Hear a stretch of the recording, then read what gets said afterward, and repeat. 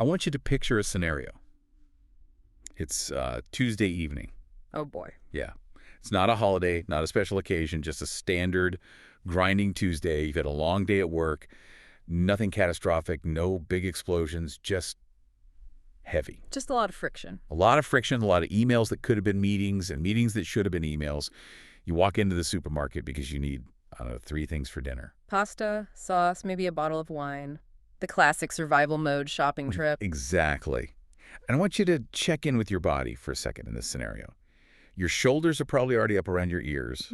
Your jaw is tight, like you're chewing on a piece of leather.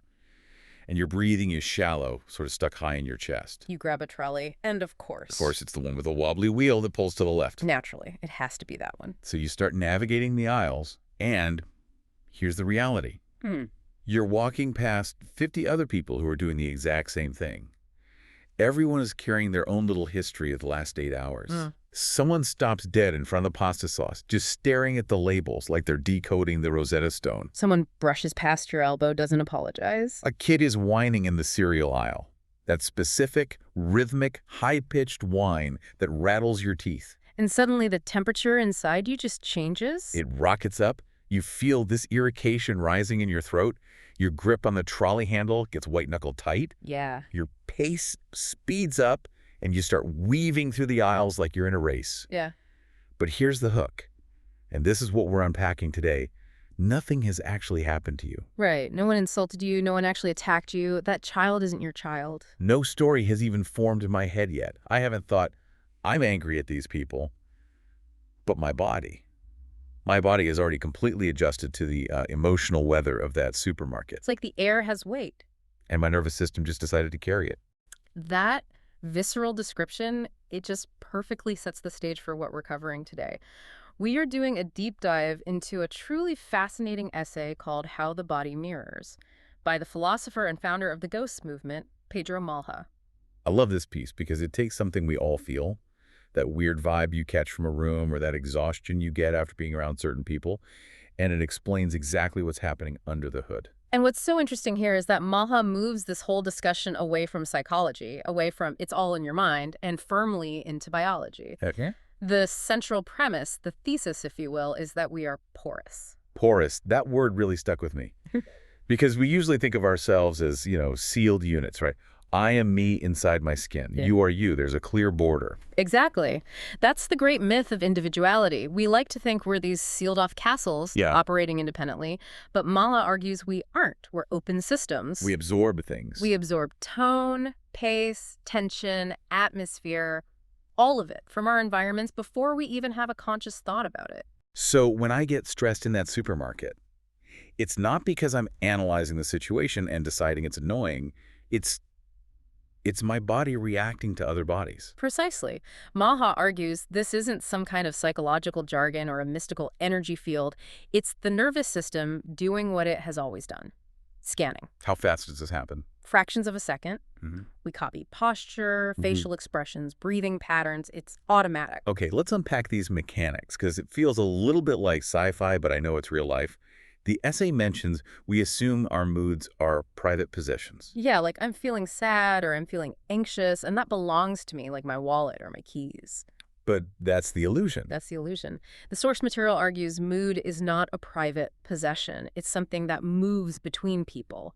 It's transactional. Like in the workplace. The essay gives a great example of this. Oh, the urgent colleague. We've all met this person. The urgent colleague. They walk into the office or, jump on the Zoom call. They aren't yelling. They aren't even being rude, necessarily. But they're speaking maybe 10% faster than usual. Their movements are clipped.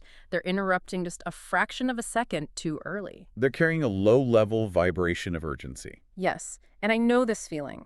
Before you can even ask them, hey, is everything okay? Your own heart rate has already gone up. You might start sweating a little. And then what happens? Look at your own physiology. Your voice becomes careful. You start shrinking a little in your chair. You might even find yourself apologizing for things you didn't do. Just trying to smooth the edges of the conversation. You're trying to soothe the room. That's the mirroring. Their strain enters your nervous system, and your body organizes itself to cope with that strain. You become the counterbalance to their stress. And the essay points out this happens at home, too. It's not just these high-stakes work environments. Absolutely. One person comes home with what Malak calls unresolved weight, and suddenly the whole house reorganizes itself around that invisible load. That's a profound observation. It's the slamming cupboard phenomenon. Right. No one has to say, I had a terrible day and I'm angry. Right. If they move through the kitchen with less patience, if they put the keys on the table with a little too much force or slam a cupboard just a fraction too hard, Everyone else in the house just leans inward. the air pressure changes. It creates a vacuum. The kids get quieter. The partner stops humming. Everyone goes into scan mode. It's interesting because the text does mention there's a light side to this. It's not all doom and gloom. Absolutely not. Enthusiasm breeds enthusiasm. If someone laughs, a real, genuine belly laugh, it travels. It's almost impossible not to smile. Or if someone is truly grounded and calm, that can steady a room. For sure. But, and here's where we have to be realistic, the essay suggests the darker side is stronger, or at least faster. It's faster. There's a line in the text that's actually quite chilling. Panic spreads significantly faster than information. Panic spreads faster than information. That explains so much about the world right now. It's evolutionary survival, isn't it? Totally. If I see you panicking, looking at the horizon with wide eyes, my body assumes there's a threat I haven't seen yet. A predator, a fire. So the safest thing to do is panic first. And ask questions later. If I wait to get the information, I might get eaten. So it's efficient. It's wildly efficient for survival in the wild. But in a modern context, in an open-plan office or living room, it means one person's unregulated nervous system can drain the energy from an entire room in minutes. We catch fear much faster than we catch calm. Much faster. And the essay uses this really interesting word for this behavior. It says, people aren't necessarily being difficult on purpose, they're leaking. Leaking internal pressure. I think that's such a compassionate way to look at it, actually. It's tempting to label someone as dramatic or toxic or intense. Right. But often it's just someone whose internal pressure tank is full. They don't have the tools to process it or metabolize it. So contact with other people becomes the valve where that pressure tries to discharge. We're using the room to cope? They're using the room to cope. That reframing helps me a lot. They aren't doing it at me, they're just overflowing. But, okay, if this is all biological and automatic, if we're just these porous sponges soaking up everyone's stress, Yeah. where does it start? Did we just wake up one day doing this? The essay takes a turn here that I found really moving. It argues this isn't just adult behavior, it goes back to the very beginning. To childhood. To childhood. Right, because a baby can't talk. They can't ask, how was your day, Dad? Exactly. If you connect this to the bigger picture of human development, it makes perfect sense. We learn mirroring as a survival mechanism. Long before a child learns language, before they understand work stress or financial worry, they learn the emotional climate of their home. They become expert meteorologists of their parents' moods. That's it. And this part hit hard for me. The text lists these specific cues that kids pick up on. It's not the big arguments, it's the micro cues. Like the sound of a door closing? Or the pace of footsteps in the hallway. Are they heavy? Are they fast? The specific clink of a mug being set down on a counter. That clink tells the child everything. Was it set down with care? Or with a sharp rap? Is it a safe evening? Or do I need to disappear? And this is where the adaptation comes in. The child molds themselves to fit that atmosphere. And we all know these kids. Or, let's be honest, we were these kids. The essay lists a few archetypes that develop from this mirroring. There's the child who becomes invisible. The invisible child, they become quiet, they retreat to their room, they make themselves small so they don't trigger the tension.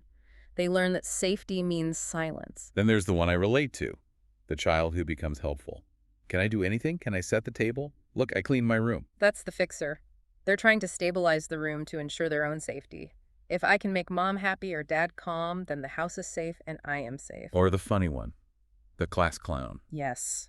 Using laughter to lower the risk. Humor is a great diffuser. If I can make them laugh, the tension breaks. And then the child who constantly asks, is everyone all right? Are you mad at me? The constant scanner, the vigilant. And the crucial point Mala makes is that these aren't just personality traits. We grow up and say, oh, I'm just a sensitive person, or I'm a people pleaser. But the essay argues underneath those labels. Underneath, there's a simple truth. The body learned mirroring as survival. And then that child grows up.